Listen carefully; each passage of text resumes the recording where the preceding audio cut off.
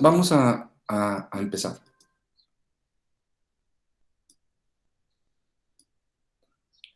Primero les voy a dar una visión general de cómo es la herramienta que vamos a utilizar, ¿no? Bueno, nosotros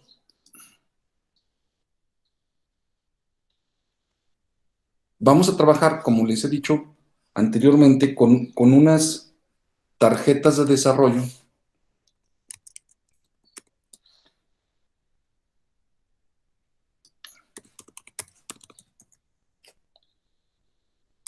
fabricadas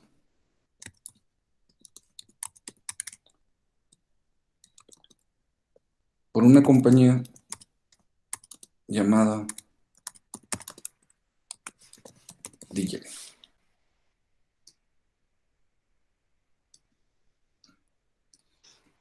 que son las tarjetas que les he mencionado por ahí anteriormente. No se preocupen ahorita mucho en cuanto a que si tenemos o no tenemos las tarjetas en la mano. Pues yo sé que es difícil que podamos trabajar con las tarjetas en estos momentos. Pero les digo que no se preocupen porque básicamente el 98%, 99% del trabajo que vamos a hacer, lo vamos a hacer con la herramienta de software. Y al final, simplemente el resultado de esa herramienta lo vamos a pasar a la tarjeta para observar que se está comportando como nosotros queremos que se comporte, ¿verdad? Ahí es donde vamos a ver si realmente está haciendo lo que queremos que haga. Pero es el proceso final. O sea, quiere decir que nosotros podemos hacer mucho antes de llegar a ese punto, ¿verdad? Sin embargo, sí es conveniente que empecemos a ver qué tarjeta es, qué características tiene, porque todo va relacionado. O sea, todo lo que hagamos tiene que ir relacionado con esta tarjeta que tenemos nosotros para trabajar. Pudiera ser otra tarjeta, claro, pero la que tenemos nosotros es esta. Digilend es una compañía que tiene, bueno, desarrolla tarjetas de evaluación, no nada más para este tipo, sino de otros tipos, pero nosotros nos vamos a centrar en esta. Si nosotros sabemos cómo trabajar con una, es muy sencillo cambiar a otro tipo de tarjeta. Bueno, vamos a ver específicamente una tarjeta que se llama la Nexus DDR4. DDR4. Esta tarjeta trae muchos elementos. La clase pasada ya les había comentado cuál era un problemilla que teníamos ahí con el asunto del, ¿cómo se llama? Del controlador del display, que de hecho lo vamos a hacer el controlador del display. Si nos alcanza el tiempo, lo hacemos hoy, o por lo menos lo empezaremos a hacer hoy. Y pero primero vamos a ver cómo es la herramienta, ¿no? Entonces, como les decía yo, la Nexus 4 tiene la ventaja de que ya trae muchas cosas incluidas, de tal manera que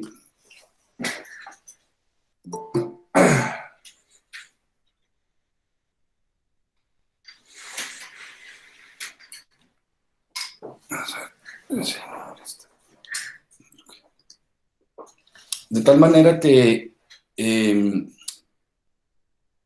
como tal para nosotros como para el laboratorio no necesitaríamos algo extra para trabajar.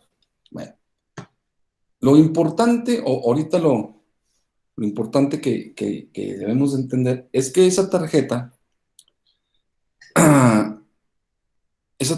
tiene un FPGA. ¿Qué es un FPGA? Es un dispositivo lógico programable. ¿Y eso qué significa? Bueno, eso significa, hagan de cuenta,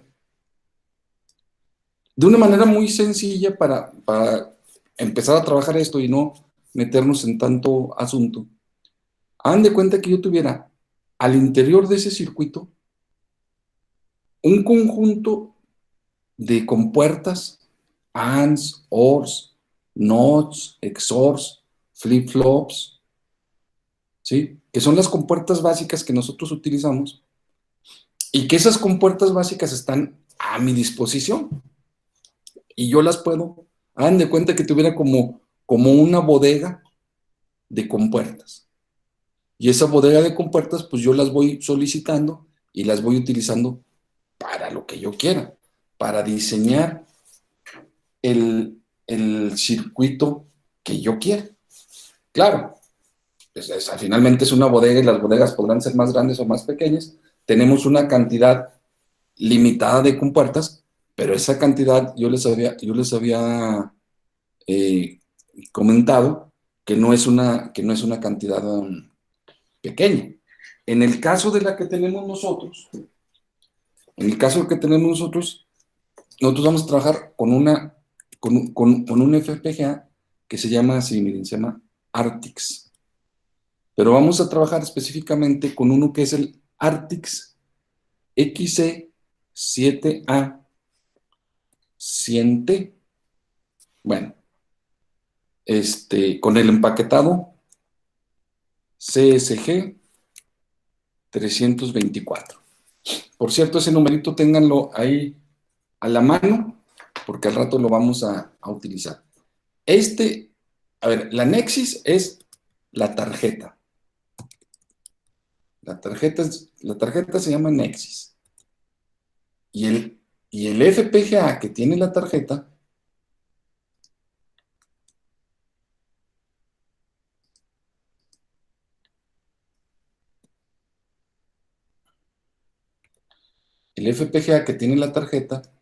es el Artix XC7A100T, ¿verdad? Entonces, la tarjeta es de Digilent. La tarjeta, fíjense, la tarjeta es de Digilent. Digilent es el fabricante.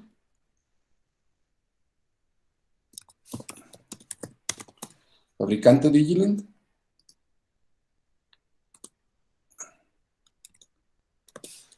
Modelo Nexus DDR4. El FPGA, el fabricante, se llama Xilinx. La compañía que fabrica los chips, los FPGAs, esta compañía se llama Xilinx. Y el dispositivo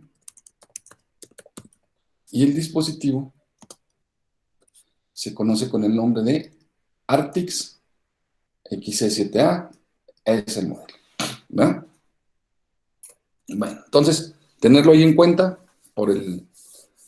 para un poquito más adelante. Ahora, ¿qué quiere decir ese 100? Ese 100, yo les había dicho que lo multiplicáramos por 1000, entonces me da 100,000 compuertas equivalentes. ¿Qué significa esto de compuertas equivalentes? Pues hagan de cuenta, como si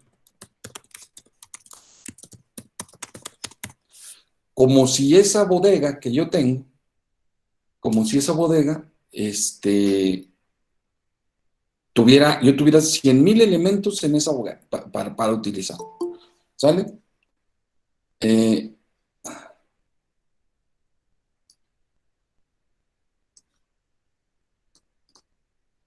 ¿En qué los voy a utilizar? En lo que yo quiera.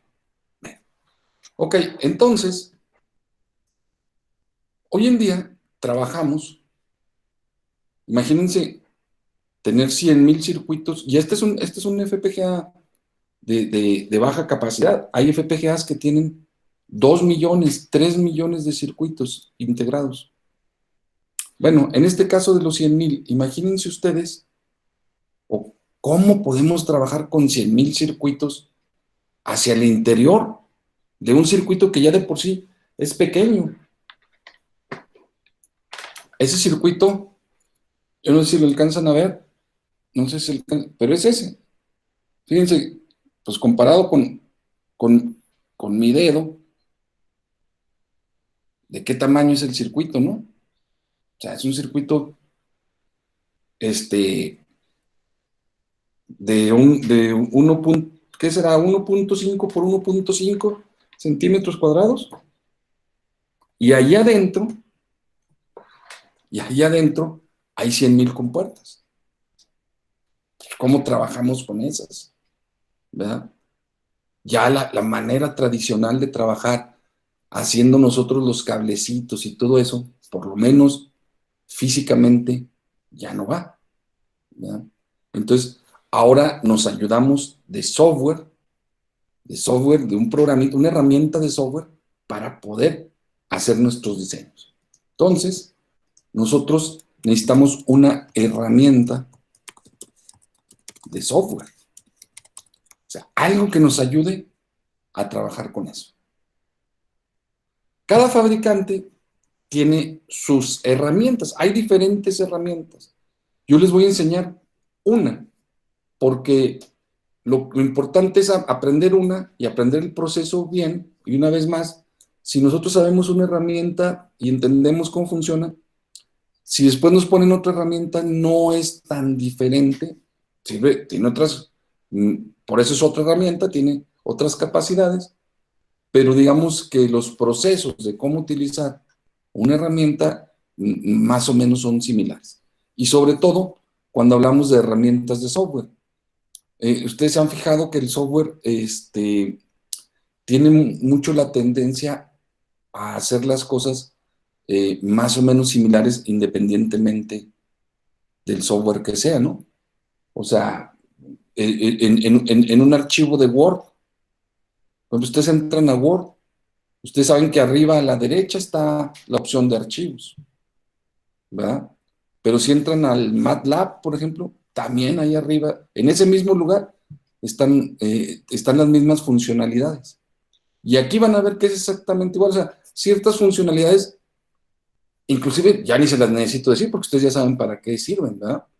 Yo les voy a decir las nuevas. Entonces, eh, cuando aprendamos estas herramientas, entonces van a decir, ah, yo conozco una herramienta para el diseño digital. Esta herramienta de software es una herramienta para el diseño digital, para el diseño digital. ¿Sí? Después les pueden decir, ah, mira, aquí hay otra herramienta para diseño digital. Ah, ok, está bien. Yo me la puedo aprender porque ya sé las bases de cómo funciona una herramienta de este tipo. ¿Sale? Bueno, ok. La herramienta que vamos a utilizar nosotros se conoce, es de Xilinx. La herramienta también es de Xilinx. Si el FPGA es de Xilinx, la herramienta también es de Xilinx y se le conoce con el nombre del ICE. ICE. Es una herramienta que nos va a permitir desarrollar hardware. Una vez más, que no se nos olvide, lo que estamos haciendo aquí es desarrollar hardware. ¿Verdad? Bueno, esta herramienta es una herramienta muy versátil y nos da chance de que nosotros podamos eh, mm, configurar el hardware de diferentes formas, ¿verdad? ¿A qué me refiero? A que, por ejemplo, si yo quiero, yo lo puedo hacer. Tiene una herramienta gráfica. O sea, yo puedo diseñar mi circuito a través de una herramienta gráfica. ¿Sí? O sea, ahorita vamos a hacer un ejemplo ahorita y vamos a ver que vamos a poder poner los AND, los OR, los XOR, lo que ustedes quieran, y los van poniendo y lo vamos cableando. ¿Sí? Se los voy a mostrar para que vean que se puede hacer y que luego también lo vamos a poder utilizar. Sin embargo, no es lo más recomendable. Y ahorita, bueno, ya se dieron cuenta ustedes, cuando hemos trabajado un poquito con Verilog, que si yo hago un circuito de tamaño de 4 bits y que luego ese mismo circuito, o quiero que hacer un circuito similar, pero que sea más grande, de 8 bits, en Verilog, pues nomás me implica cambiar un número, ¿verdad? O sea, ya vieron ustedes las ventajas de hacerlo en un lenguaje, ¿sí? Ya vieron ustedes las ventajas de hacerlo en un lenguaje. Sin embargo, nosotros aquí, en esta materia, vamos a utilizar un esquema mixto para poder estar observando qué es lo que hacemos, ¿sí? Yo no digo que el esquemático, cuando el proyecto es muy grande, sufre los mismos problemas que sufrimos nosotros cuando lo hacemos físicamente. O sea, finalmente lo que estamos haciendo es conectando cables.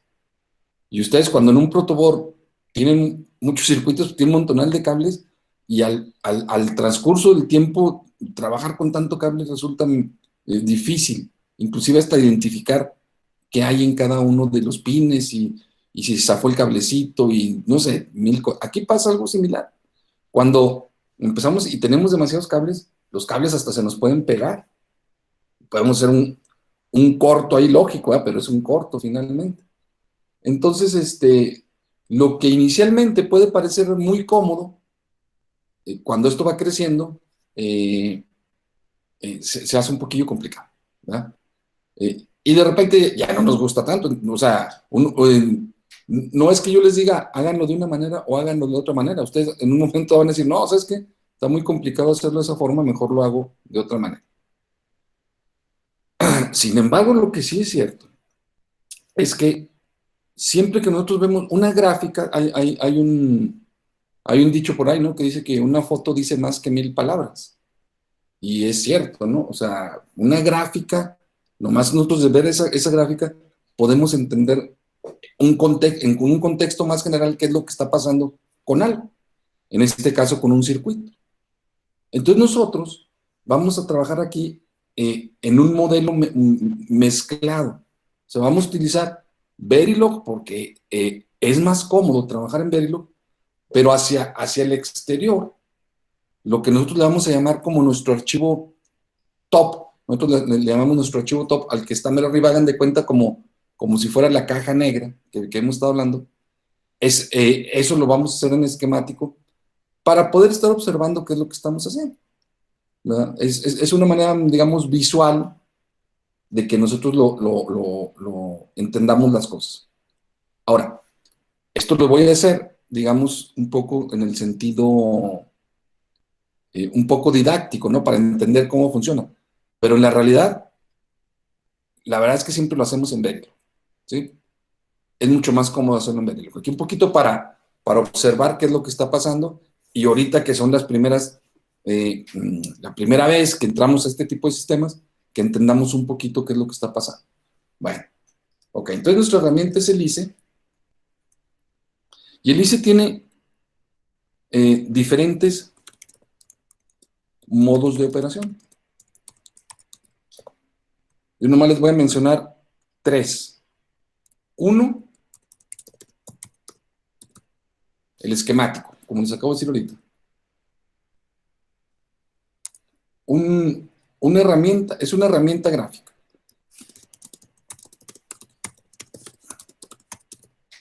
Todos tienen el mismo objetivo, crear circuitos, ¿verdad? Diferentes modos de operación, le ponemos aquí, todos con el mismo objetivo.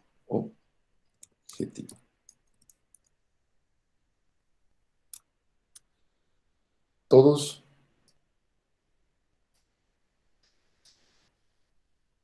¿cuál es el objetivo?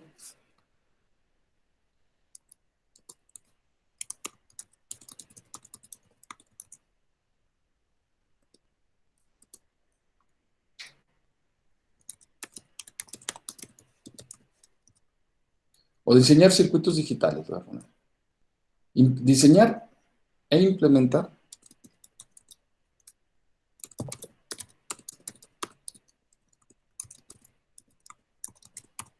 circuitos digitales. Esa es una forma con esquemático que lo vamos a ver ahorita. Dos, con lenguajes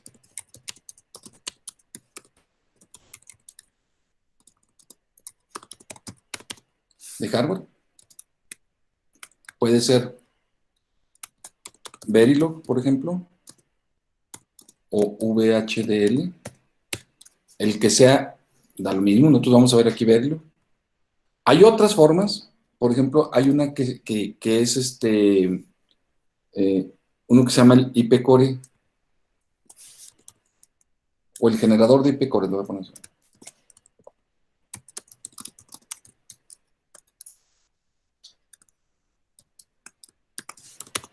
Generador de IP Cores. ¿Qué quiere decir eso? En el transcurso de los años, hay muchas compañías que se han dedicado a hacer circuitos que ya están muy probados, que funcionan perfectamente y que entonces nosotros podríamos hacer uso de esos circuitos. Claro, muchos de esos son, o sea, se dice que tenemos que comprar la licencia, pero imagínense que de repente ustedes para un trabajo X necesitaran un, necesitaran, por ejemplo, encontrar el seno y el coseno de alguna función. Entonces, ¿nosotros podríamos hacer algo al respecto? Sí, nosotros podemos hacer algo al respecto, porque hay un algoritmo que nos ayuda a hacer eso. Sin embargo, no es un algoritmo sencillo y nos tardaríamos un tiempo y tendríamos que invertir un tiempo en desarrollarlo. Y si yo digo, oye, pero es que a mí me urge ese circuito, bueno, ya hay gente que te vende el circuito que hace el seno y el coseno, que implementó ese algoritmo. Y entonces, pues tú dices, pues véndeme el código, ¿no? O sea, realmente un IP core realmente es un código eh, que implementa un circuito, ¿no?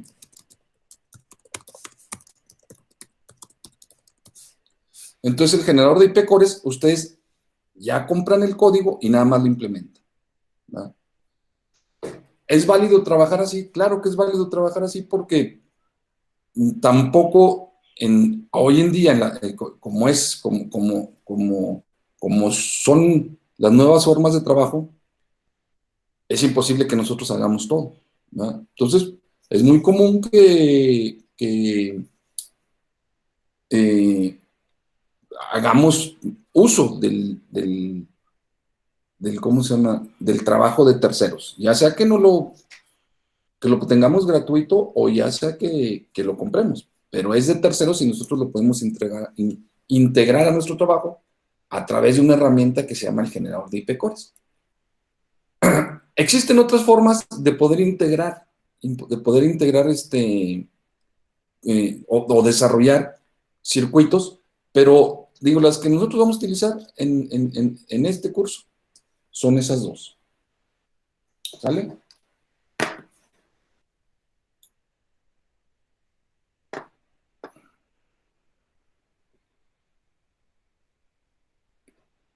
Las que nosotros vamos a integrar son esas dos.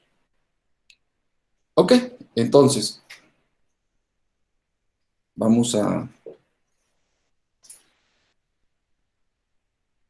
vamos a empezar. Yo creo que la mejor les quería. Ah, bueno, entonces vamos viendo, como les digo, vamos haciendo un pequeño ejemplo desde abajo para, para, para observar cómo funciona este negocio, ¿no? O sea, vamos poniéndonos un pequeño, el ejemplo, no se fijen mucho en él, pero para que podamos implementar. ¿Sale? Entonces,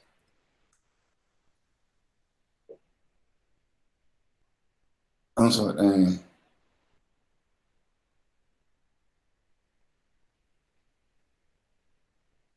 Todos, todos.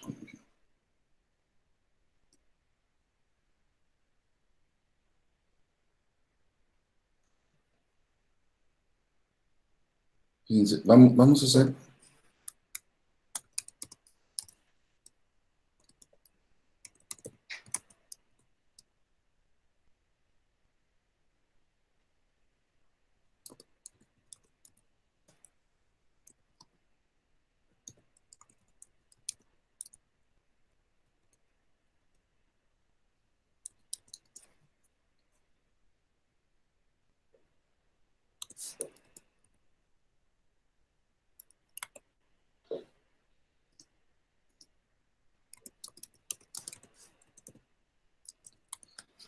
De hecho, ese circuito ya lo hicimos. Vamos a enseñar a implementar un circuito multiplexor de 4 bits por 1 de 4 bits. Entonces, vamos, ok. Paso número 1. Paso número 1 y fundamental. No podemos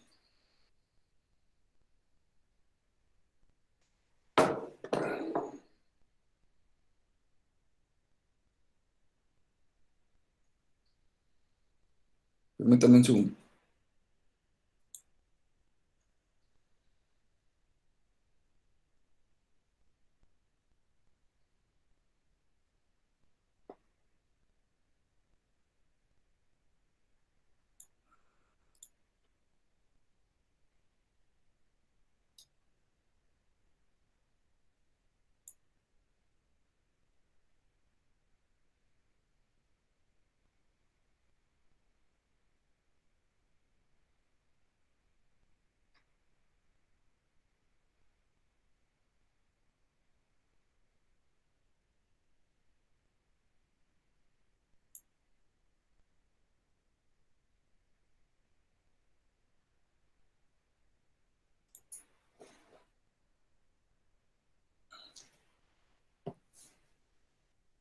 Ok. Eh, no podemos empezar a trabajar en la herramienta si no entendemos qué es lo primero, qué es lo que queremos hacer. O sea, si no me queda claro qué es lo que me están pidiendo, ni siquiera me meto en la herramienta porque pues no logré nada absolutamente. No entendería qué es lo que estoy haciendo. Entonces, a mí me están pidiendo que haga un multiplexor, que haga un multiplexor. Ya sabemos nosotros cómo funciona, espero que sepamos cómo funciona. Y sabemos que un multiplexor de 4 a 1 tendría más o menos estas características.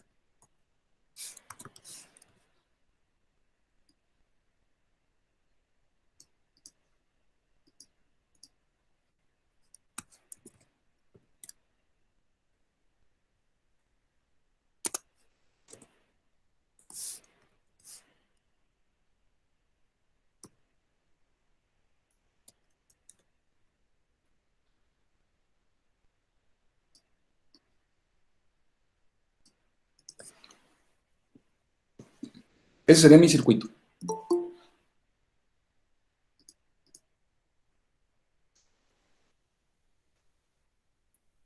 Ese sería mi circuito, ¿verdad? Entonces, ese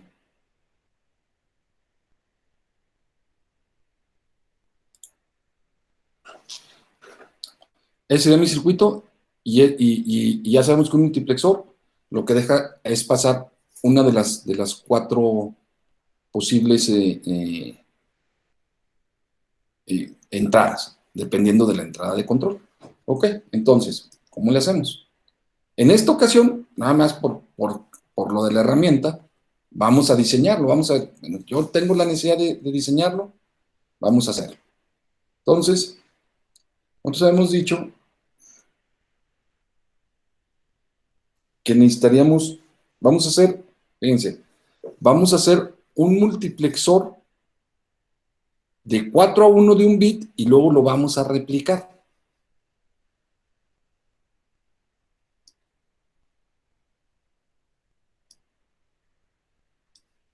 Entonces,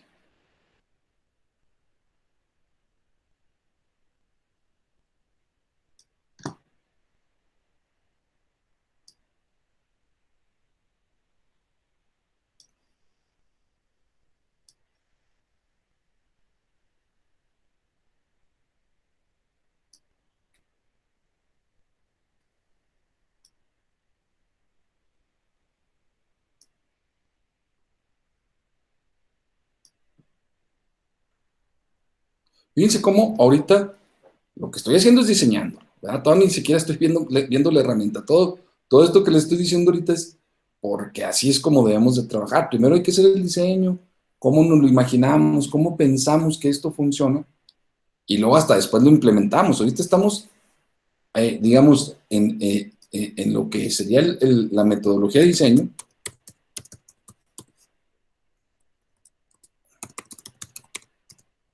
Hasta, de hecho, así se llama, ¿no? La metodología de diseño. Pues ahorita estamos precisamente,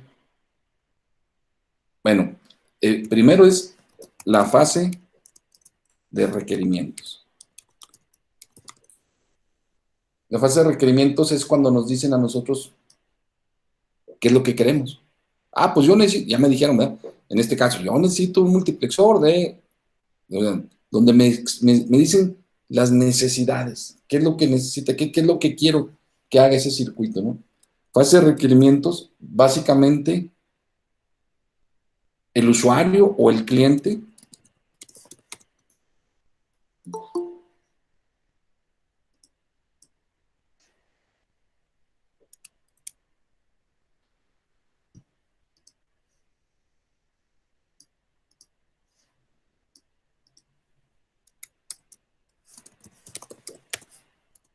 me, me, me, me da las características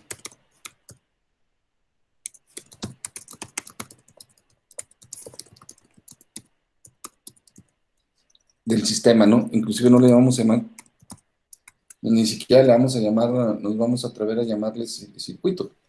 Él me dice, oye, pues mira, ¿sabes qué? Yo necesito ¿cómo se llama?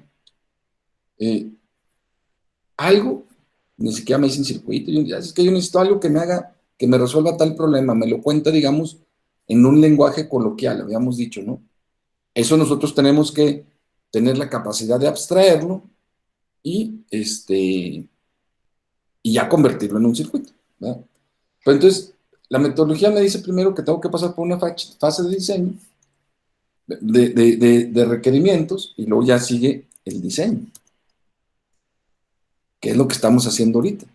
A ver, ¿cómo lo voy a implementar? Es diseño, luego la siguiente fase es implementación.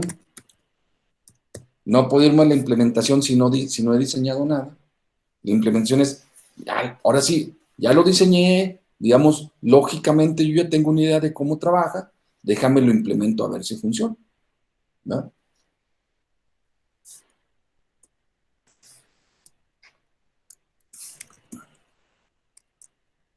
Pruebas, ¿verdad? La fase 4 es de pruebas, que se le llama normalmente de, de, de verificación.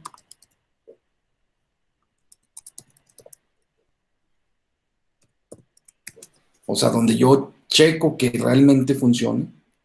Yo puedo hacer pruebas, bueno, desde la implementación, podemos hablar de dos tipos de implementaciones. Implementación lógica, en nuestro caso.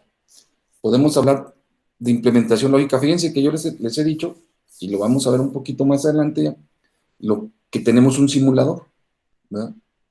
Entonces, inclusive, ahorita que les decía yo de la tarjeta, la tarjeta es el último paso de este negocio porque tenemos otras herramientas que nos ayudan. Por ejemplo, tenemos un simulador. Y un simulador me da chance de que yo en la misma computadora vaya observando cómo está trabajando este asunto antes de ir a la tarjeta. Y con eso yo ya tengo mucha más seguridad de que las cosas van a funcionar, ¿verdad? Entonces, hago una implementación lógica primero, lo verifico, donde yo vea que lógicamente sí se está comportando. Acuérdense que aquí siempre hablamos de comportamientos. Y entonces yo veo que se está comportando como yo quiero, que el circuito está haciendo lo que yo quiero que haga, ¿verdad? Esa es la fase de implementación lógica. Una vez que probamos que funciona en la lógica como yo quiero, yo ya puedo hacer la implementación física.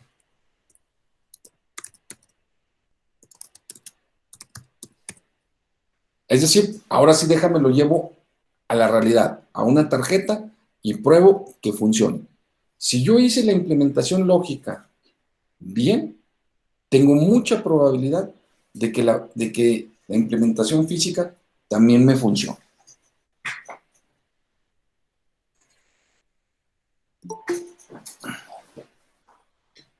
O si no, por lo menos, tener menos problemas al momento de esa implementación, ¿verdad? O sea, yo no digo que no vayamos a tener problemas, pero siempre lo que tratamos nosotros es de, de ir eliminando esos problemas. Y luego, después de que lo implementamos, serían las pruebas. Pruebas, fíjense, hay dos tipos de pruebas. Unas pruebas que son las pruebas de verificación y hay otro tipo de pruebas que son las pruebas de, perdón,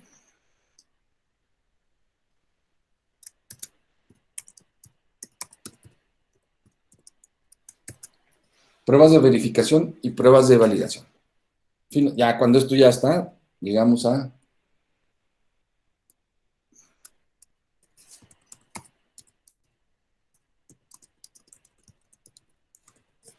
liberación. Si pasé todas las pruebas, en caso de que no haya pasado una prueba, pues vas para atrás, ¿va? Pero ahorita que estamos hablando de esto, ¿qué diferencia creen ustedes que haya de lo que es una prueba de verificación y una prueba de validación? Inclusive, pues vienen juntas las 6 y las 7. ¿Qué caso tendría tener? ¿Por qué hay pruebas de validación y por qué hay pruebas de verificación? ¿Les da una idea algo o no?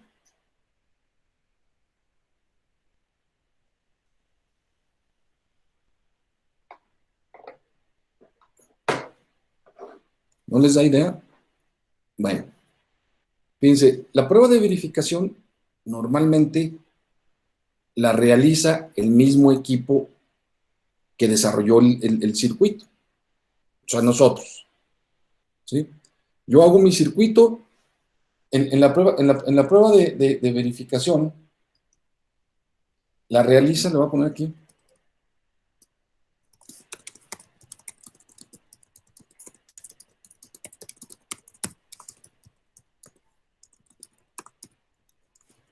el mismo equipo que desarrolló el circuito, por medio de algo que se conoce como vectores de prueba. O sea, el equipo que desarrolló el circuito lo desarrolla y a través de otra herramienta que aquí también lo vamos a ver, genera algunos patrones de prueba o vectores de prueba que se le llaman, para verificar que el circuito funciona como yo dije. O sea, en nuestro caso, a lo mejor son cosas muy sencillas. Por ejemplo, el contador. Un contador. Ah, pues yo quiero que cuente del cero. O el reloj que vamos a hacer. Ah, pues yo quiero que cuente de 0 a 59. O que cuente horas. O que cuente lo que sea.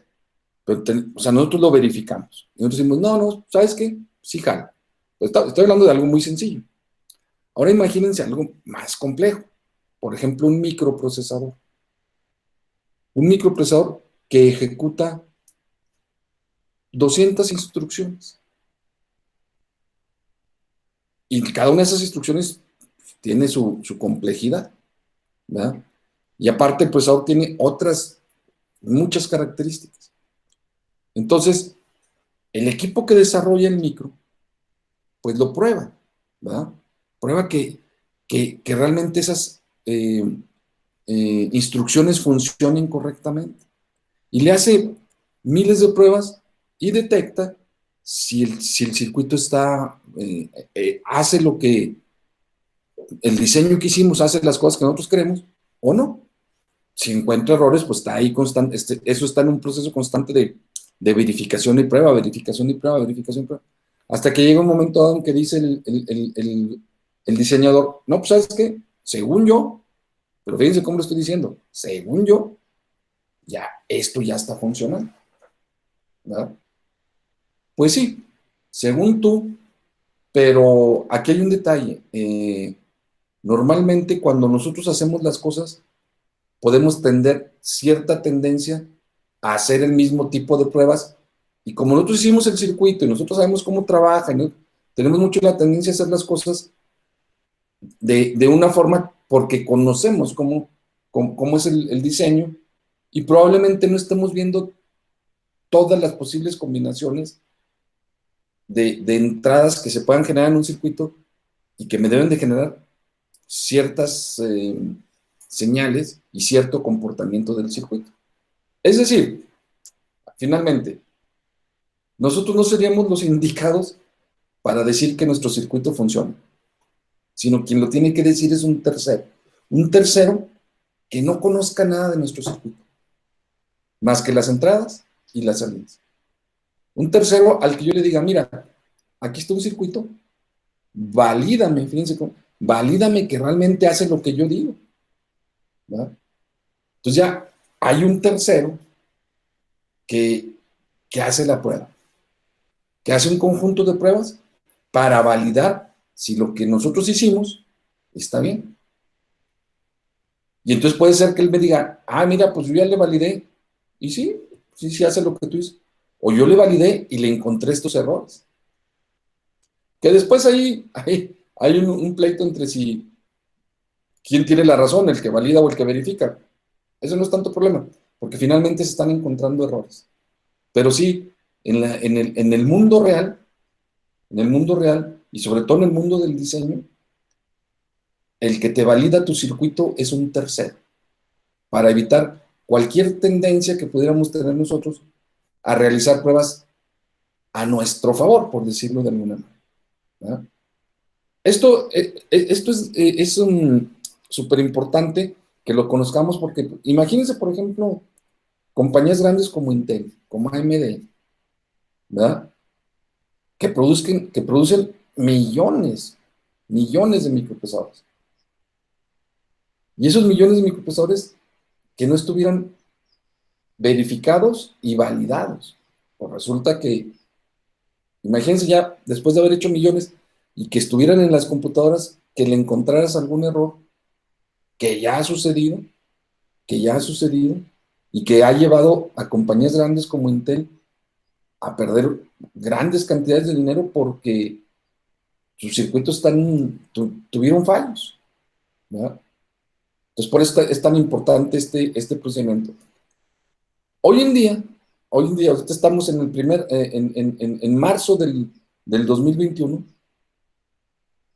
los microprocesadores que van a salir en el 2000, a finales del 2023, fíjense lo que estoy diciendo, los microprocesadores que van a salir a finales del 2023 ya están hechos,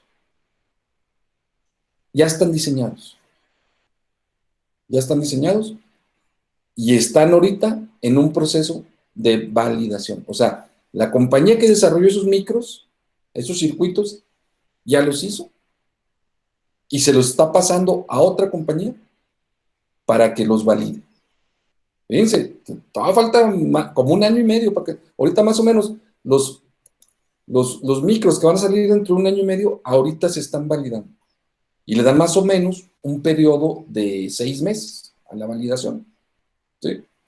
¿Para qué? Para que el otro tipo le haga las miles de pruebas, porque todavía, ojalá y no hubiera ningún error y vámonos. Pero y si hay errores, pues hay que modificar. Entonces, fíjense, todo eso se hace antes del proceso de fabricación. ¿Sí? Todo se hace antes del proceso de fabricación porque una vez entrando en el proceso de fabricación, tenemos que tener la seguridad de que eso está bien, de que eso está correcto. ¿De acuerdo? Entonces, esta es una metodología que se sigue en lo general en todos los sistemas. De hecho, nosotros, aunque hagamos aquí un circuito así súper pequeño, también lo vamos a hacer, porque ustedes van a diseñar, ustedes van a, los requerimientos, lo van a diseñar, lo van a implementar, lo van a probar, y luego después de que lo prueban, ¿quién se los va a validar? Pues en este caso, yo, ¿verdad? O sea, ustedes lo hicieron, pero ustedes lo verificaron y dijeron, ah, mira, ya me jaló. Ahora déjame, se lo doy al maestro para que el maestro vea si realmente o se asegure de que lo que yo hice está bien. Pero eso es correcto, porque entonces ya es una tercera persona la que está observando tu trabajo y la que te está diciendo, sí, tu trabajo fue correcto, ¿verdad? Ya con esa seguridad podemos nosotros liberar nuestro producto. Aunque sean cosas chiquitas, pero fíjense que aquí estamos haciendo un proceso que realmente es el proceso que se sigue en la industria del diseño digital. Por eso vamos a hacerlo así. Por eso estamos haciendo ahorita el diseño. Entonces, es muy importante meterle tiempo al diseño, ¿sí? Es más, es donde más tiempo le debes de poner. Es donde más tiempo le debe de meter uno en la realidad. Después le mete más uno tiempo en la verificación, porque en el diseño no fuiste lo suficientemente fino para desarrollar las cosas que tenías que hacer. O sea, ¿qué les quiero decir? Si nosotros diseñamos correctamente, las siguientes fases van a ser, por decirlo de alguna manera, menos penosas, ¿verdad? O sea, más sencillo de avanzar. Si hacemos un diseño malo, si hacemos un diseño al aventón, en las fases futuras, vamos a tener problemas. Entonces, nos sentamos con la herramienta más básica que conocemos, que es una hoja y un papel, y nos ponemos a diseñar. Como les decía yo, ¿cuál es nuestra herramienta para diseñar? Una hoja en blanco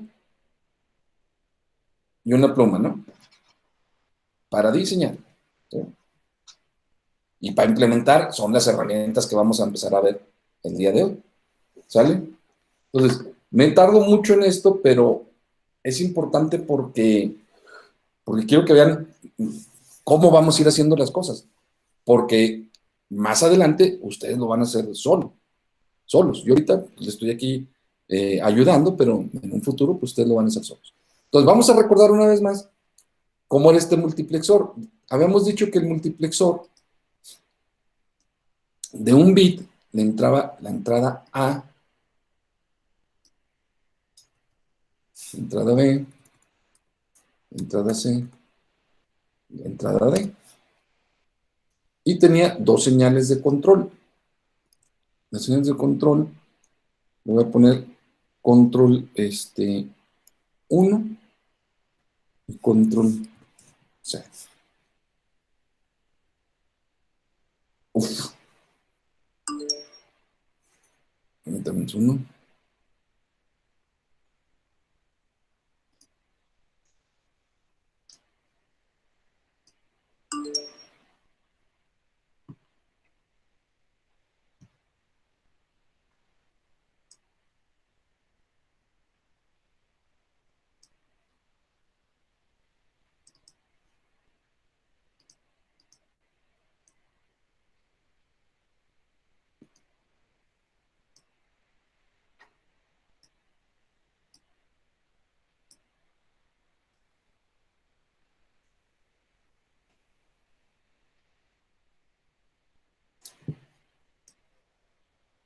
Ahí está.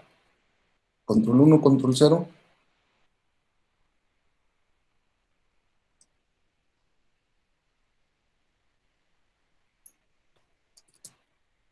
Y dijimos que las señales de control iban a tener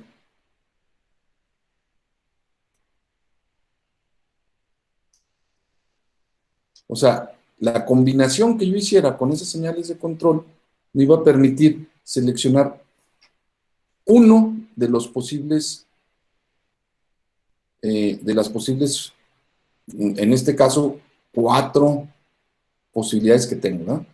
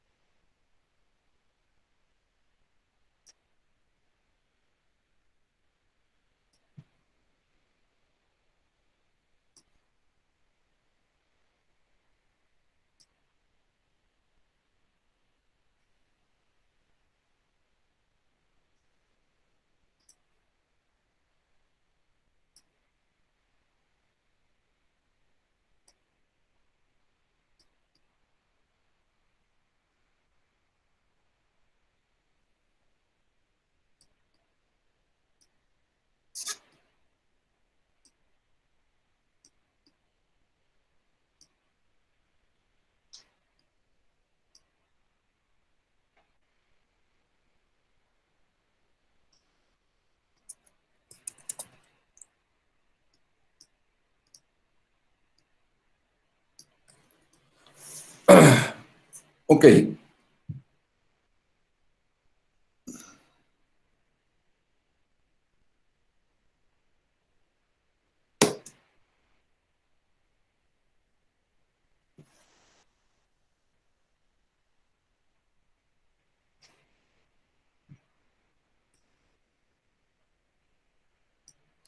habíamos dicho que el multiplexor, eh, su característica era que nada más o sea, que pasara una de las señales.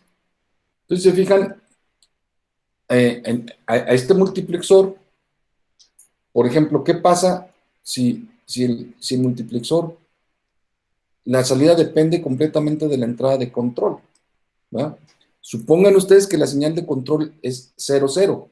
Fíjense cómo, si la señal de control es 0, por ejemplo, este que está aquí abajo, aquí le llega un 0. ¿Se dan cuenta? Porque se va la señal directa por el cablecito este. Y aquí también le entra un 0. De tal manera que aquí a la salida hay un 0. Fíjense que este mismo, en esta señal, en esa, también va directo un 0 y entra a esta compuerta.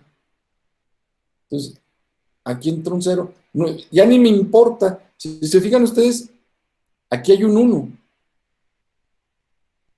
porque esta señal se invirtió, ¿verdad?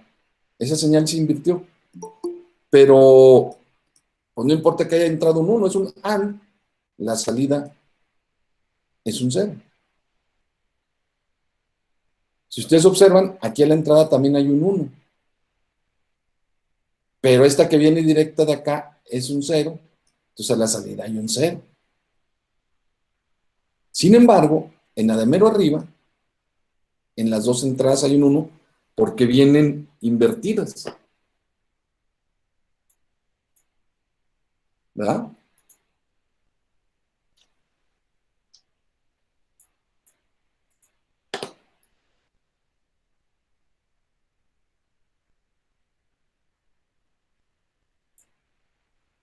Porque vienen invertidas. Entonces, como vienen invertidas, ¿qué sale aquí? Ah, ¿qué hay aquí a la salida? Nosotros, obviamente, ya habíamos hecho este circuito y y ya habíamos hecho todas las combinaciones y sabemos que este es un multiplexor. Pero este multiplexor, tal como lo tengo yo hecho, ¿qué es? Es un multiplexor de 4 por 1 de un bit. Y a mí, en lo que me dijeron hace rato, me dijeron que hiciera un multiplexor de 4 por 1 de 4 bits. Eso fue lo que me encargaron. Pero yo ahorita lo único que he hecho es un multiplexor de 4 por 1 de un bit. Bueno, finalmente, algo del diseño es que podamos escalar las cosas. Si yo hiciera, si yo hiciera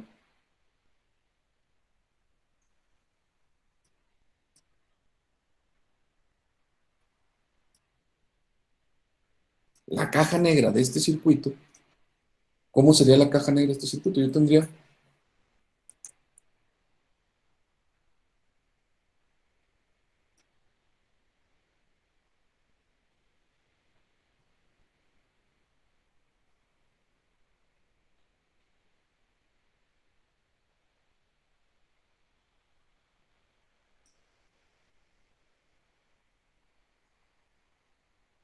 algo así.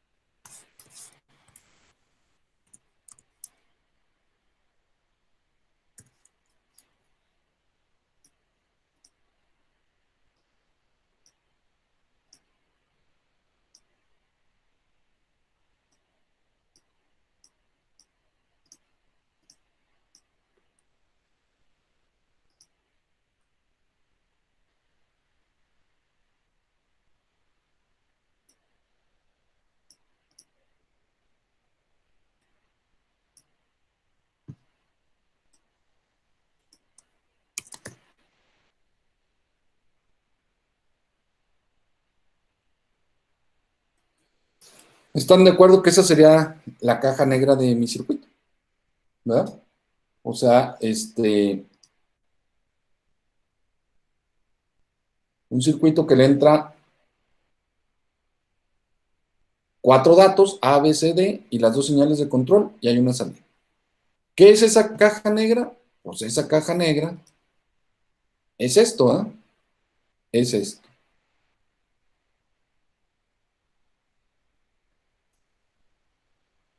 Esto es la caja negra. Eso es lo que hay dentro de mi circuito.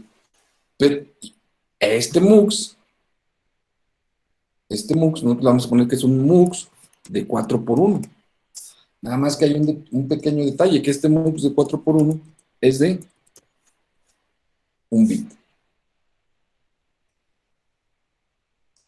Y a mí me pidieron, ¿qué me pidieron? Pues que hiciera un MUX de 4 por 1 de 4 bits, ¿verdad? Entonces, pues todavía no puedo, este, todavía no he solucionado completamente el problema. Ya avancé, pero no, espérenme tantito. Eh, J, Y, I, E.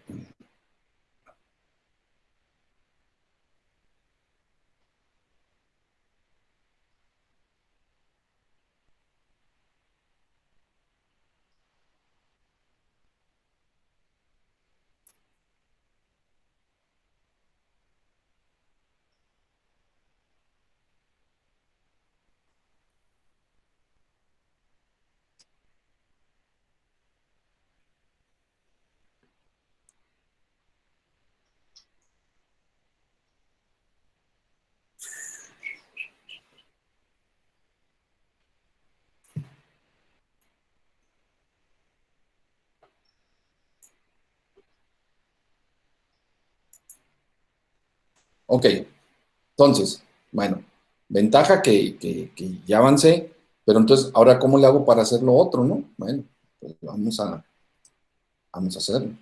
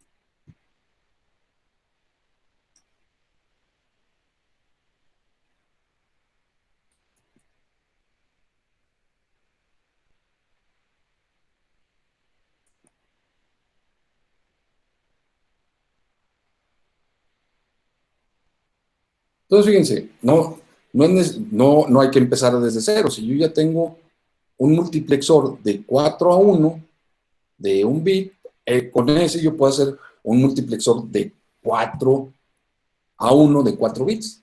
¿Qué es lo que va a pasar? Pues lo que va a pasar es que voy a tener lo siguiente, miren. Aquí ya voy a meter las señales.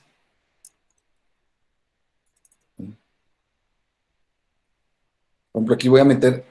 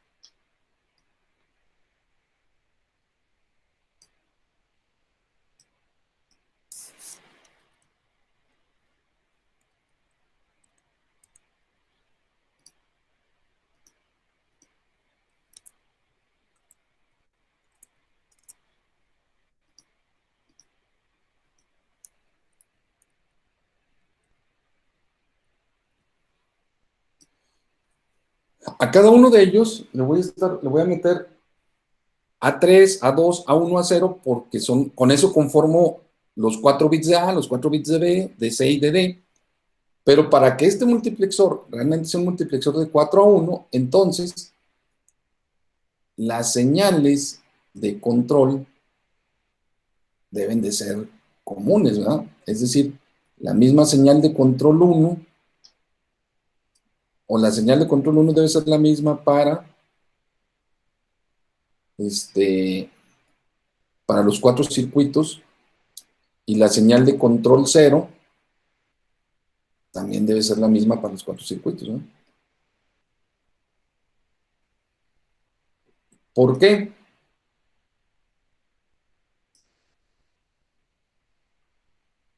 Porque entonces así pasa lo mismo en los 4 al mismo tiempo.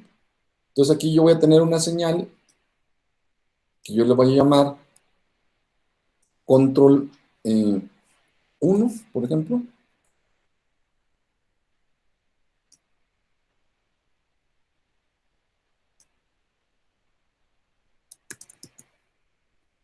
Y voy a tener otra señal que le voy a poner control 0. Como es la misma para todos, pues entonces, fíjense, ¿qué pasa según el ejemplo que habíamos puesto hace rato? En el ejemplo que habíamos puesto hace rato, yo le había puesto aquí 0, 0. Y dijimos, cuando vale 0, 0, ¿qué sale? Lo que hay en A. Pero como es el mismo 0, 0 para los 4 circuitos, entonces, ¿qué pasa? Va a salir esta, va a salir esta, va a salir esta y va a salir esta. O sea, ¿qué voy a tener acá a la salida en este ejemplo? Voy a tener A3,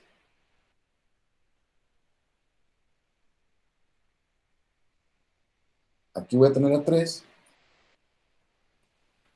aquí voy a tener A2, aquí voy a tener A1 y aquí voy a tener A0. ¿Están de acuerdo? Entonces, ¿qué es lo que hay a la salida? A, ¿verdad? Lo que hay a la salida es A. Si hago otra combinación, va a salir B, C o D. Esto ya lo puedo ver yo como un multiplexor. Fíjense, este es un multiplexor de 4 a 1 de 4 bits. ¿Cuál sería su diagrama de caja negra?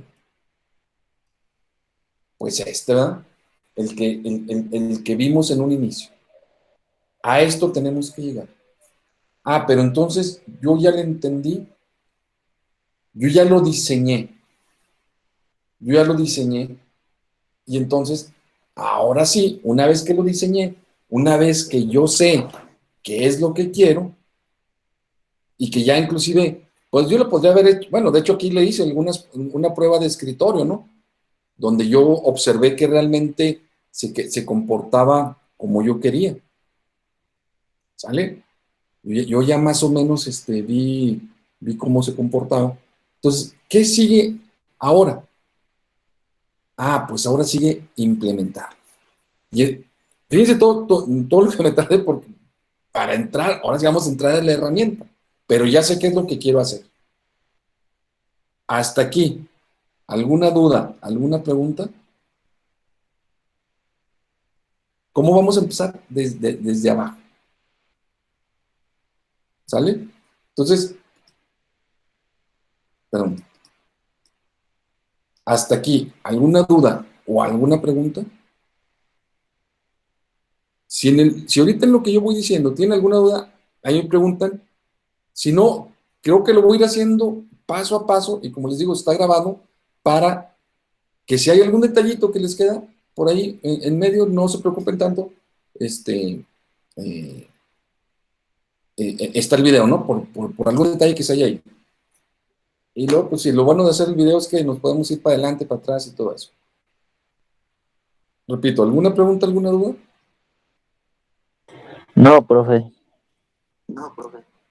Ok, entonces fíjense, vamos con lo que sí. Vamos con la implementación.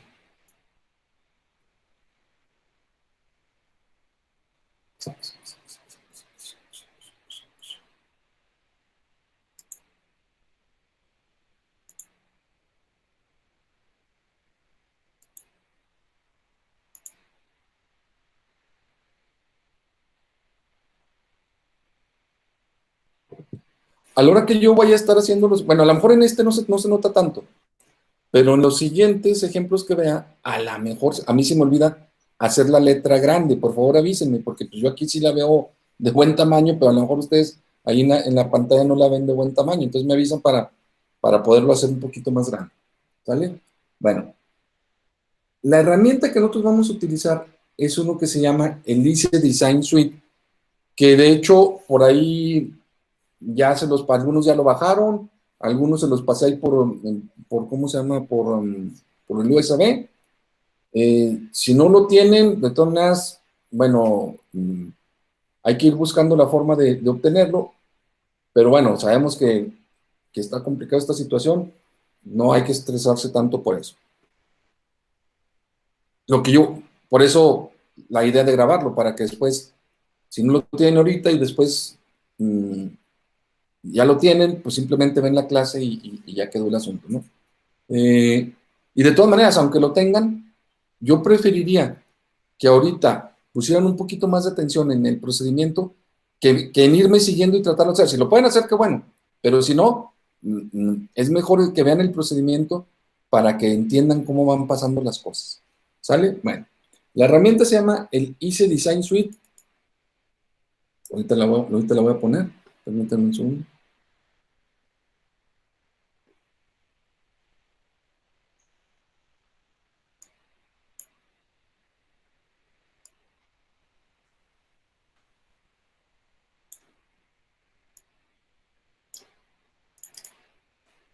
Simplemente, si ya la instalaron, le dan doble clic, o sea, a la hora que le instalen, les va a crear un,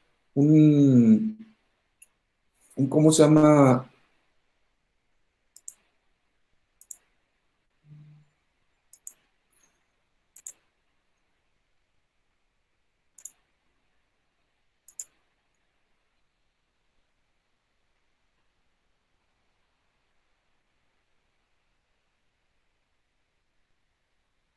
Eso no es lo que quiero presentar.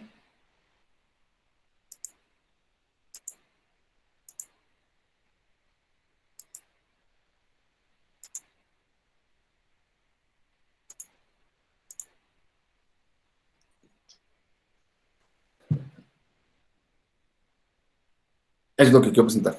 Les va ¿cómo se llama?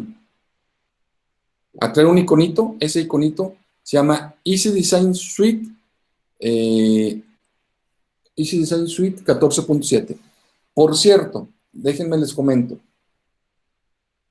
No sé si a algunos ya les pasó el asunto de que a la hora que quieren entrar, los bota. Les da chance de entrar, pero en cuanto quieren hacer algo, los bota. Eso lo hace porque hay una pequeña incompatibilidad del ICE. Realmente cuando ustedes instalaron dos versiones, la ICE 64 y la ICE de 32 bits. Y esto pasa sobre todo con los que tengan Windows 10. El Windows 10 tiene una pequeña incompatibilidad que se puede corregir entre el ICE 64 y el Windows 10. Entonces, si los bota, ejecuten mejor la versión de 32 bits. Este iconito que les pone ahí, que yo estoy ahorita poniendo, les ejecuta automáticamente la versión de 64 bits, pero sí les instaló de la de 32. Si ustedes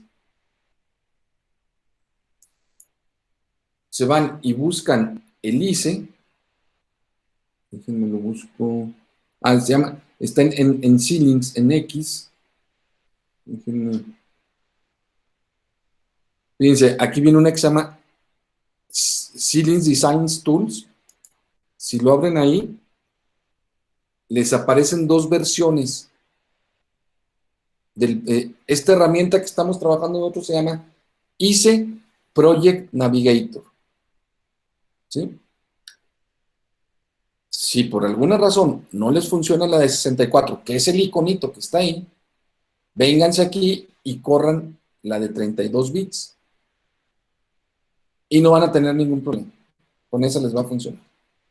¿Sale? De hecho, pues a ese de 32 bits le pueden hacer otro iconito por allá en el escritorio para trabajar más cómodos. ¿Sale? Bueno. Una vez hecha esa aclaración, es importante hacerla porque ¿cómo se llama? Son detallitos de inicio, pues si no te jala para arrancar ya no pudiste hacer nada. Vamos a entrar un poco más a decirles las generalidades ¿cómo se llama? Del Project Navigator. ¿Sí? Entonces, punto número 1. ¿Por qué está?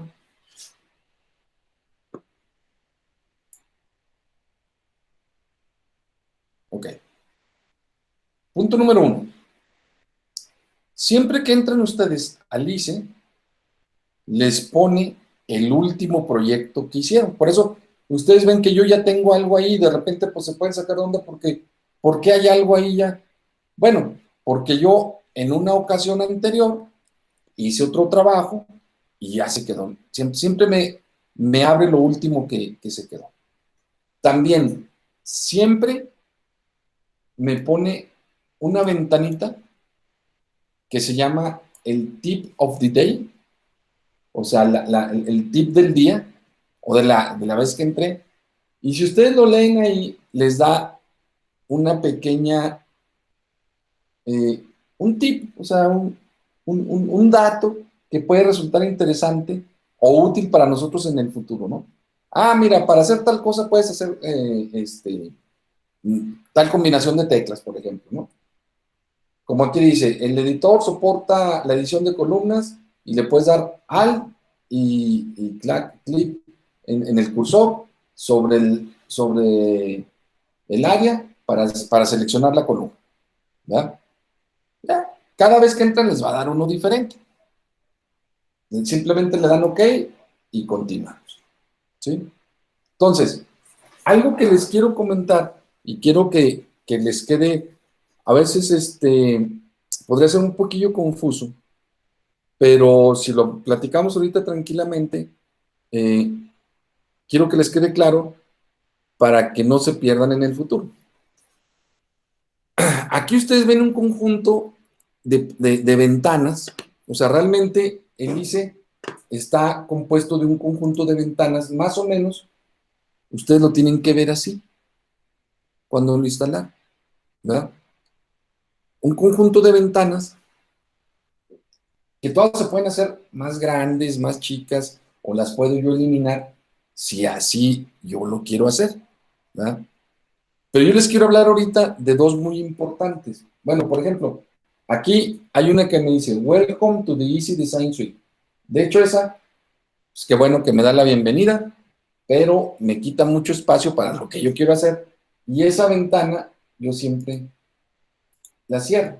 ¿Para qué?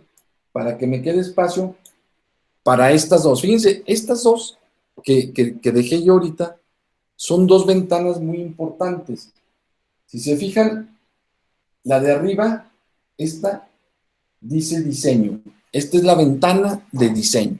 Ahí va a estar todo lo que yo estoy haciendo. Ahorita vamos a empezar un proyecto nuevo y van a ver que esa ventana está sola. Como tengo un proyecto aquí muy grande, pues ahí ven, aquí ven muchos archivos, porque este es un proyecto que yo tengo ya de anterior, que tiene muchas cosas. Pero fíjense algo importante e interesante. Dependiendo cada uno de estos que está aquí en esta ventana, son archivos. Son archivos. Y dependiendo de cuál archivo seleccione yo, déjenme, fíjense cómo cambia la ventana de abajo. La ventana de abajo se llama la ventana de procesos. Pero fíjense cómo esa ventana de procesos cambia dependiendo del archivo que yo seleccione.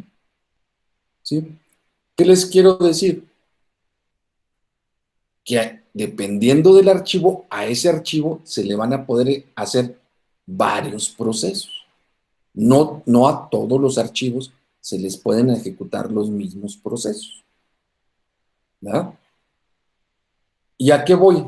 Bueno, déjenme salgo un poquito de aquí, ahorita regresamos, pero vamos otra vez al pizarrón.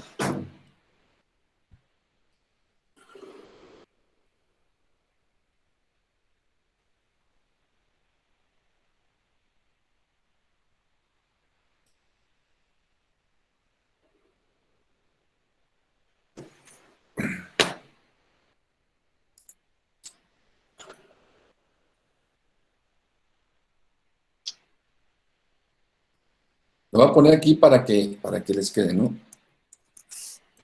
En un proyecto, o más bien, no en un proyecto, un proyecto.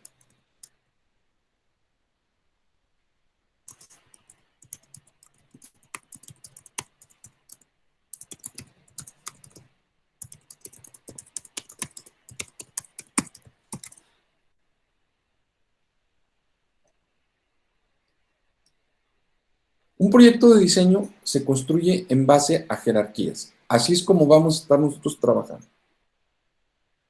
¿Qué es una jerarquía? Tal como se escucha, ¿verdad? Donde hay un superior, y hay quien depende de él, ¿sí? Yo tengo un superior y de ese superior puede ser que dependan dos elementos. Y a su vez, de esos dos elementos puede ser que abajo dependan de él más. Y así, por eso se le llama una jerarquía. O sea, una jerarquía, nosotros decimos que tenemos un elemento y de él pueden depender uno, dos, tres, y de ese,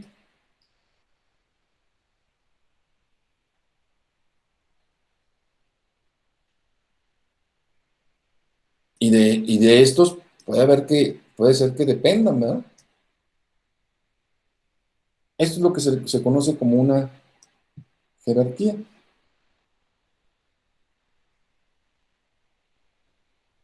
¿verdad?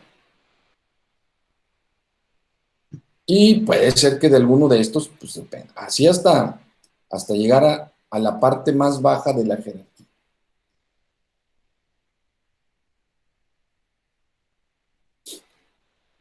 En las organizaciones normalmente así se trabaja. Aquí también es lo mismo, ¿verdad? Nada más que para nosotros cada uno de estos va a ser un archivo, ¿verdad? En nuestro caso va a ser un archivo. Y en el caso más particular que nosotros trabajemos, pues van a ser archivos de regla, ¿verdad? El archivo que está acá mero arriba, este, perdón, se le conoce como el top de mi sistema, o sea, el de mayor jerarquía es el top, ¿verdad? De este archivo dependen todos de esto. Es una dependencia mutua, ¿verdad?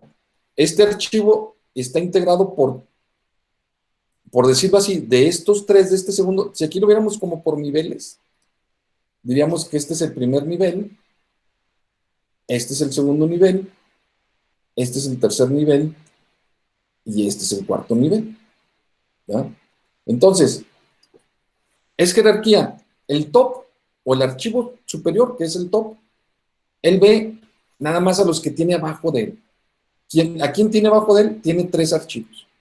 Él no sabe si esos tres a su vez tienen algo. Él nada más se comunica con los de su jerarquía inferior, con los del nivel, perdón, con los del nivel inferior en la jerarquía. ¿Sí? A su vez, estos tres, cada uno de ellos en lo particular, tiene jerarquía. ¿Verdad? Entonces, pues se va a comunicar con los que tiene hacia abajo. Y si alguno más tiene jerarquía, se va a comunicar. Entonces, cada uno de estos, digamos, para nosotros va a ser como una especie de circuito, ¿verdad? Entonces,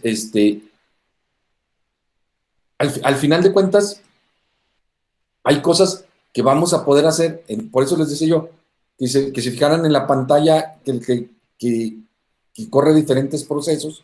Por ejemplo, en el top está el proceso de integración, ¿sí? Pues no tiene proceso de integración porque pues ¿a quién integra? Si ya no tiene hacia abajo a nadie más. Entonces, es muy importante que entiendan esto porque dependiendo de la posición en la jerarquía, es lo que se puede hacer con los archivos. De hecho, el que tiene más cosas por hacer es el de mero arriba. Ahorita lo vamos a ver. ¿Sí? Si esto nosotros lo traducimos un poco al circuito que hicimos, si ustedes se fijan, yo voy a tener acá arriba, acá mero arriba,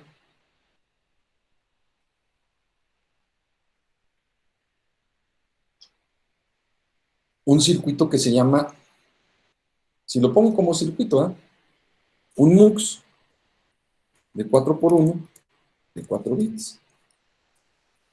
¿Ah? Y de él, ¿quién depende de él?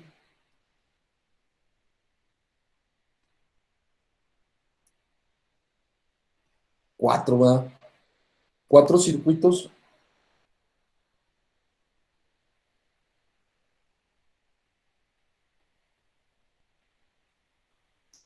Tiene 4 circuitos. Cada uno de esos 4 circuitos, ¿qué es?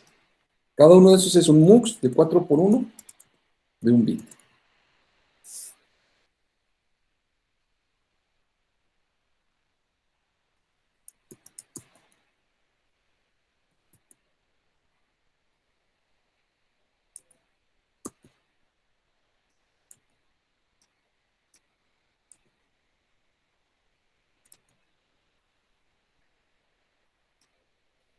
¿Estos tienen jerarquía hacia adentro?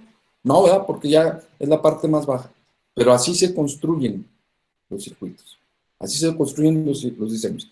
Nosotros no vamos a hacer un diseño que sea de un solo archivo.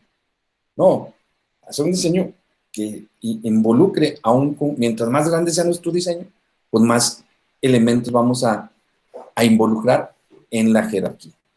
¿Sale? Bueno, entonces, es importante porque entonces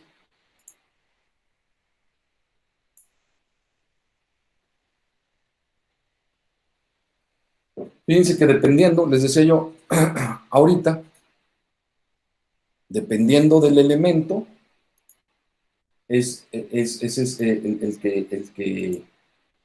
los procesos que se pueden correr. ¿Vale? Entonces, vamos a empezar, por lo menos ahorita antes de hacer el receso, vamos a empezar el proyecto y luego ya lo construimos. Vamos a poner las generalidades.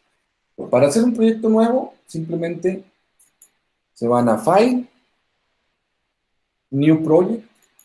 Quiero hacer un proyecto nuevo, ¿verdad? ¿Qué le tienen que poner en ese proyecto nuevo que van a hacer? Pues el nombre del proyecto, ¿verdad? ¿Cómo se va a llamar? Como ustedes quieran. Obviamente que un proyecto, desde el momento en que yo lo vea, pues me debe dar una idea de qué se trata el proyecto, ¿no? Por ejemplo, yo este proyecto, pues le pondría proyecto multiplexor. Multiplexor, 4x1. Abajo está muy grande el nombre. Voy a poner.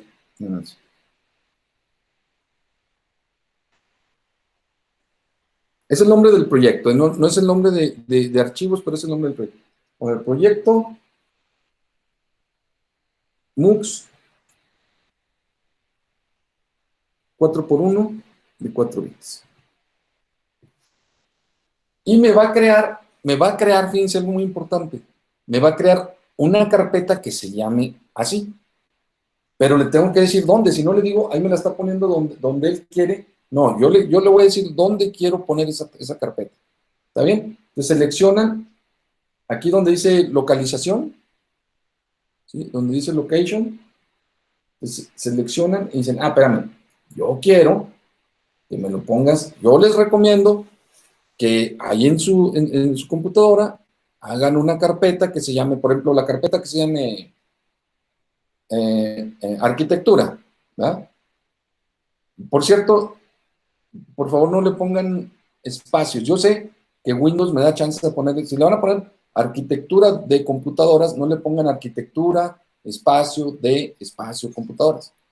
Pónganle arquitectura, guión bajo, guión bajo. O sea, los espacios, hay ocasiones en que el sistemita tiene broncas con los espacios y con los nombres muy grandes, ¿sí? Entonces, de una vez, tomen esa providencia, pónganle, no pongan espacios, no pongan caracteres raros en los nombres y no pongan nombres muy largos, ¿sí? Pero, por ejemplo, aquí, este nombre que era programación, proyecto MUX, en más, le puedo quitar el nombre del proyecto. Voy a poner MUX 4x1 y luego le voy a decir dónde lo quiero. Yo, por ejemplo, tengo una carpeta en C. En C. Tengo una carpeta que se llama arquitectura. No, pero lo voy a hacer. No, pero voy a hacer para tener todos los de aquí. Lo voy a hacer en C. Yo voy a crear una carpeta nueva que se llame, yo así le quiero poner arquitectura sabatina. Así lo voy a poner.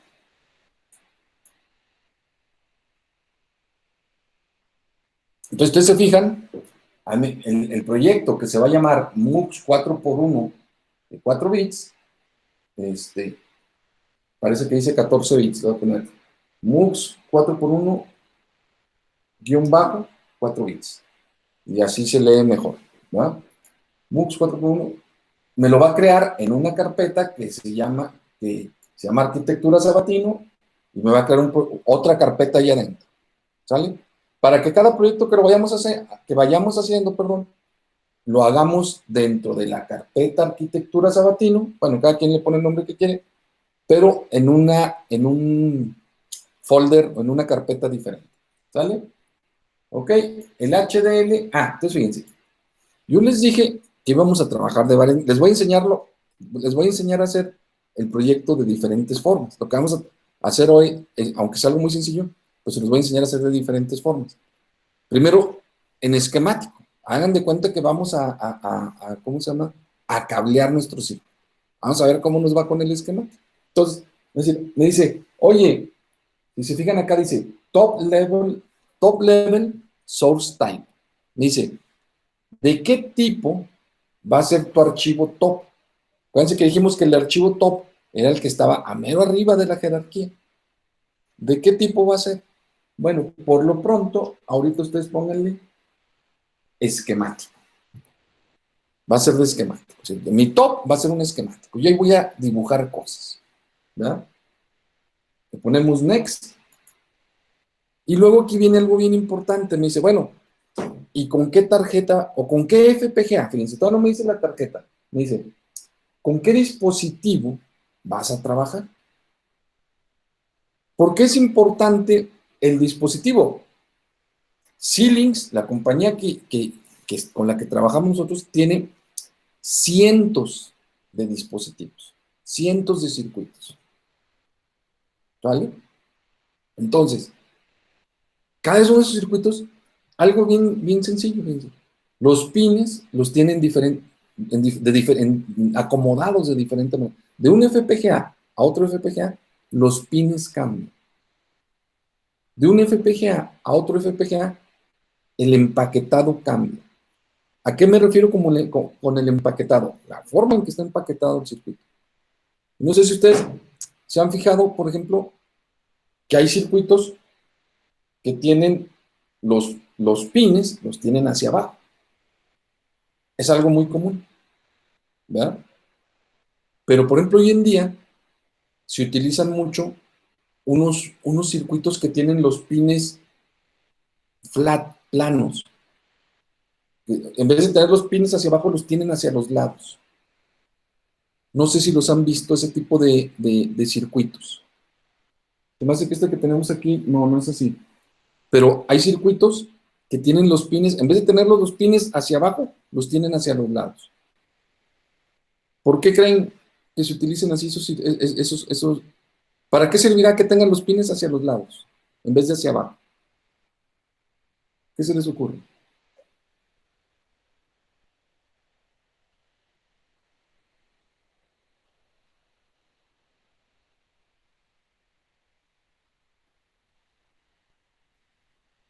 Nomás porque alguien dijo, no, pues sabes que en vez de ponerlos para abajo, vamos a ponerlos para los lados. ¿Creen que nomás haya sido así? Pues yo me imagino que es para adaptar otros dispositivos o otras tarjetas. Bueno, básicamente, si ustedes se fijan, ¿qué es lo que queremos hoy en día?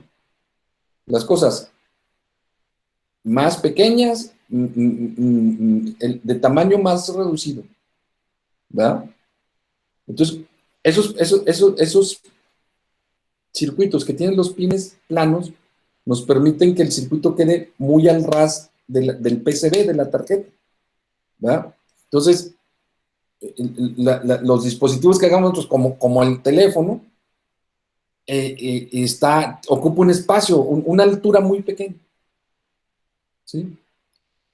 Claro, qué padre, porque entonces nuestro circuito, nuestro producto final queda muy delgadito, ¿verdad?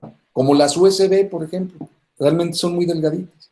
Muchos circuitos, a cambio de que son más caros. Es una tecnología que es más cara. Aquí, en este negocio, todo cuesta, ¿verdad? Entonces ya depende de nosotros cuánto queremos gastar, es el tipo de empaquetado que ponemos, ¿no?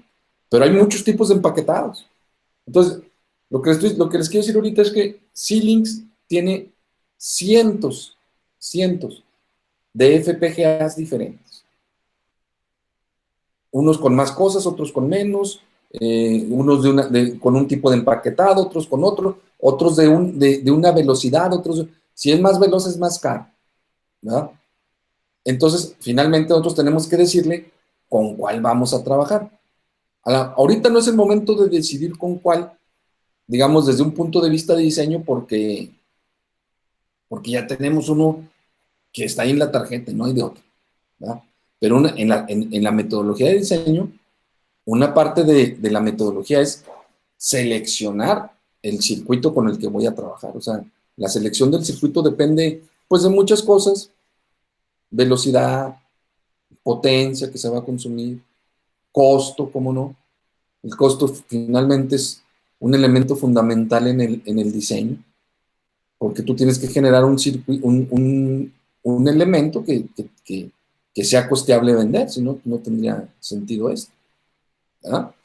Bueno, entonces nosotros aquí lo que vamos a hacer es vamos a seleccionar, yo ya lo tengo seleccionado, pero porque es con la tarjeta que estoy trabajando, pero lo primero que tienen que poner es aquí donde dice familia. Fíjense cuántas familias hay.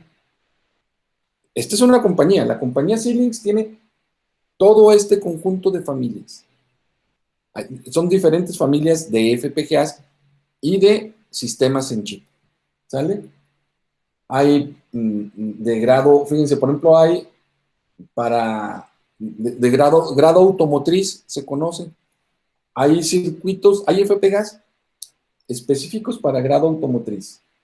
Hay FPGAs para grado de defensa. Hay FPGAs ¿cómo se llama? Para grado espacial. Cada uno de ellos tiene sus características.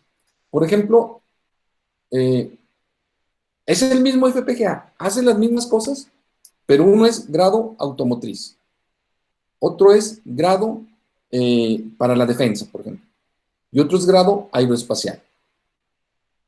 Y hacen lo mismo, pero tienen características diferentes.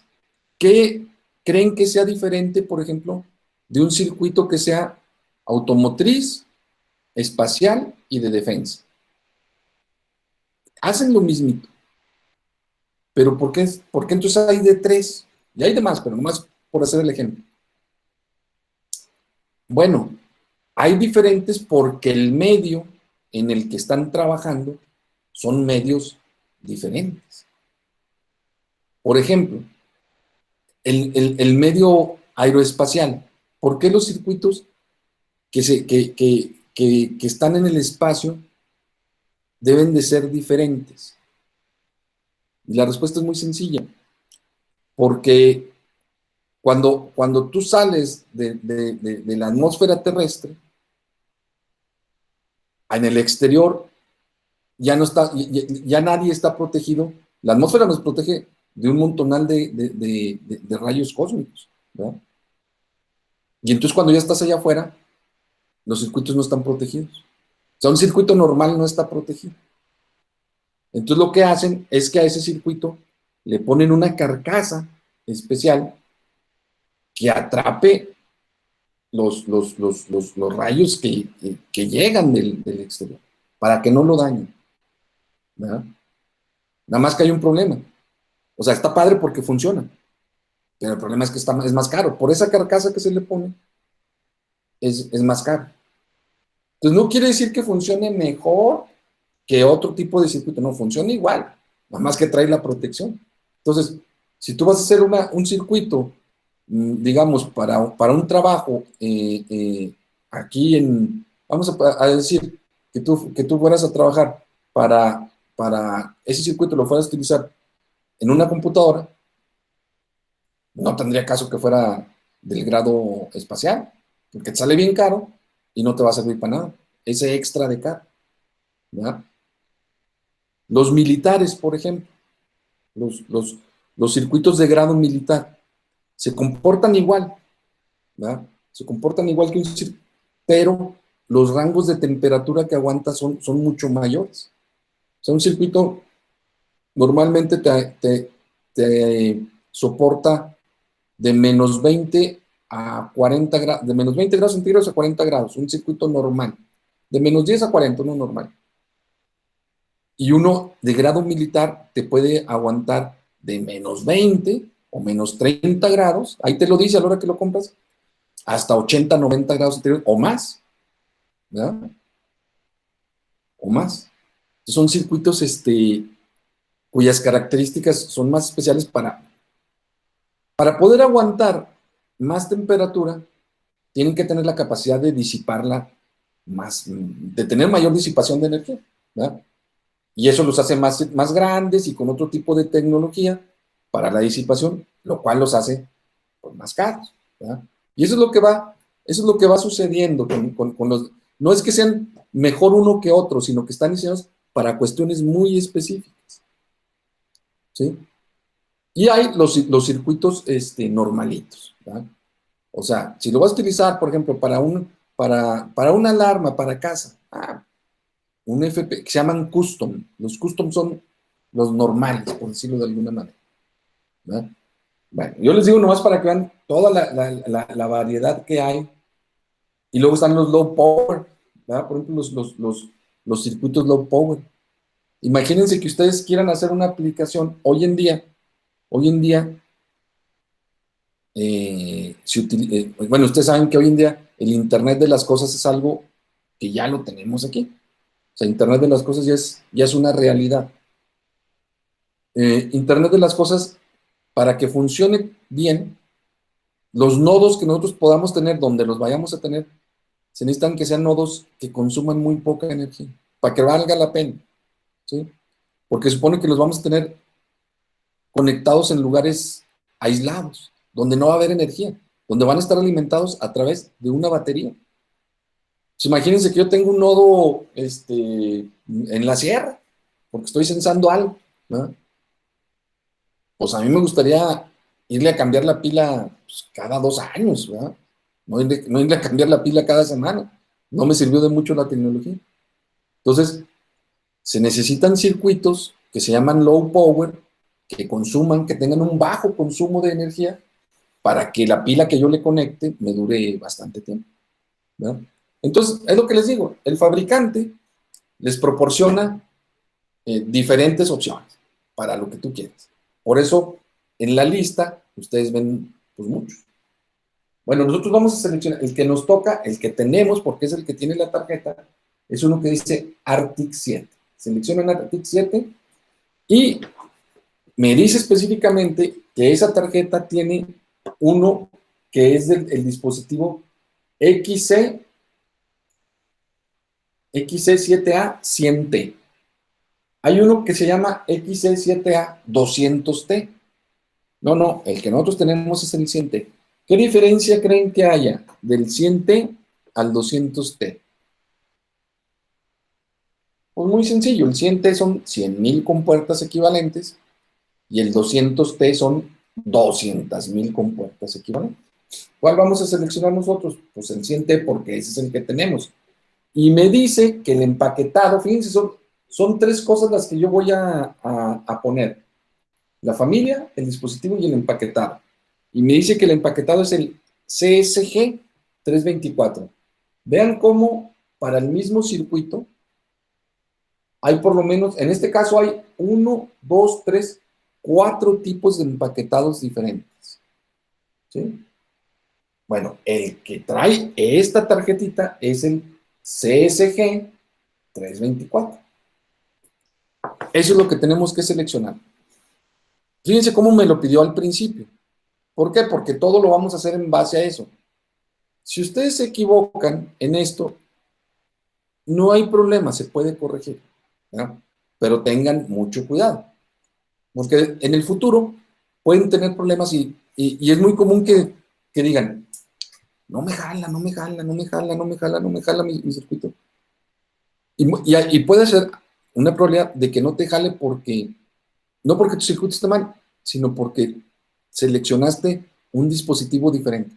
Con que yo le cambie aquí y yo me equivoque, y en vez de ponerle el CG324, le ponga el FTG256, ya no es el mismo circuito. Internamente sí, pero externamente no, y entonces ya no le entendió el sistema. ¿Vale? Entonces tengan mucho cuidado, nada más en seleccionar. Una vez más, si se equivocan, en cualquier momento se puede corregir esto, ¿verdad? Pero para evitarnos dolores de cabeza, es mejor desde el principio ponerlo correctamente. Le damos Next, no he hecho absolutamente nada, simplemente seleccioné el circuito, le doy Next, me pone un resumen, me dice, oye, pues esto es lo que vas a hacer tú, ¿de acuerdo? Finish. Y no veo absolutamente nada porque no he hecho absolutamente nada. Lo único que hice fue dar de alta mi proyecto. Fíjense que lo único que dije, voy a hacer un proyecto que se llame, lo que sí me dice, aquí en la jerarquía, se fijan en el diseño, ¿qué es lo que me dice? Ah, tienes un proyecto que se llama MUX 4x1 de 4 bits, que lo vas a hacer con ese tipo de circuito. Sirve que ahí verifican si es el circuito que quieren hacer. ¿Verdad? Entonces, estábamos hablando nosotros de jerarquías. ¿Qué va a estar en la jerarquía más arriba? Nuestro multiplexor de 4x1 de 4 bits. Vamos a poner, vamos a, a, a crear el archivo que que va a estar más arriba de la jerarquía, que es nosotros le damos al archivo que esté más arriba de la jerarquía, siempre le vamos a decir que es el top, es el archivo top, es el que está más arriba de la jerarquía. Y dijimos que ahorita lo íbamos a hacer con esquemático, entonces vamos a hacer ese primer archivo. Para agregar archivos en mi sistema, ustedes le van a dar botón derecho, New Source, y en este caso dijimos que lo queríamos hacer esquemático. Fíjense cómo hay muchas opciones. Yo nomás les platiqué de 3 hace rato, pero hay más, ¿verdad?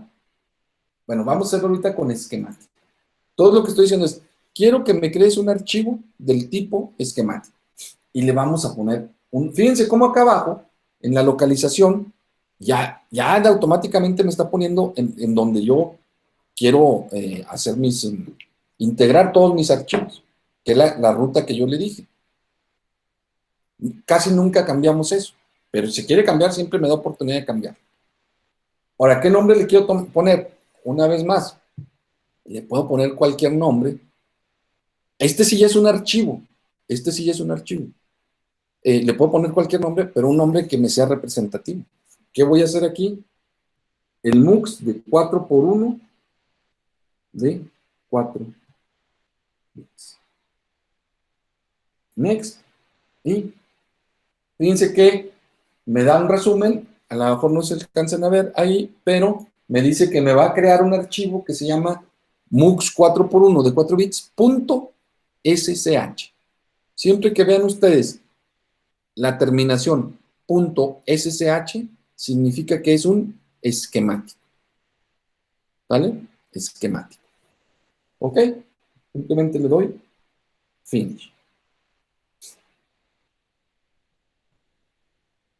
¿Y qué pasa?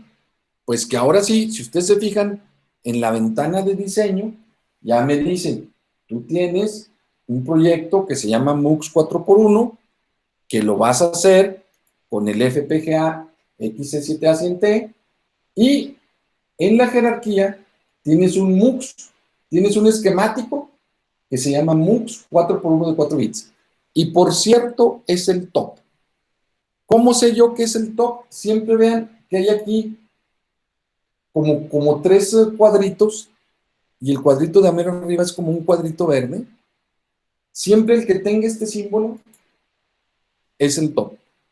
¿En cualquier momento se puede cambiar? Sí. Pero siempre el que tenga ese es el top. Ténganlo ahí en mente porque es el más alto de la jerarquía. ¿Y qué es lo que vemos aquí? Pues yo, como yo les digo, yo estoy viendo ahí mi protoboard, donde yo voy a poner las cosas, donde voy a empezar a diseñar las cosas. ¿Sale? Bueno, entonces, vamos a dejarle ahí, vamos a hacer el receso. Dejo de grabar esto para que se vaya dividiendo.